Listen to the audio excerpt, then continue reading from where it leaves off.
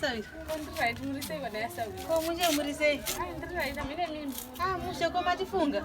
Tazeni kufunga matizizika pano tatimbe kudongorera tunoti muripo ere aska. Tiri pasika nde good news kaska. Good news.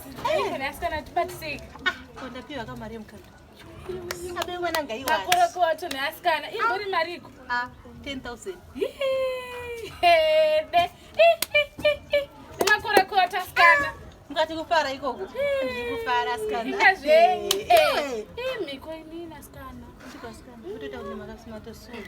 Oyazo kudongorera sina chimbokudzewo kana mazachina dzekudzimba. Kochiko. Musaone kuchena kudai nekufara kudai. Kana makadai zvinooneka.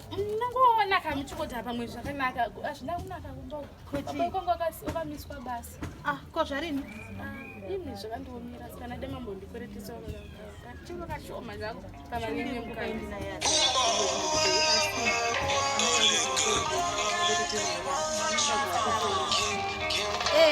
Hello. Mama murise. Ndokupimira mangwana. Ndokupimira mangwana chai. Alright, bye bye. Watofona. Zvakanaka sikana. Ndafunga wasikugona mevenyu asikana. Mwana ndinovasendera mali yawo. Aiwa, mandinoti makorokota asikana. Aiwa akamani magona. Ndege ndingovatumirawo. Yemfunga asikana ndozvinoitwa. Kochipa sawi. Chiko sawi.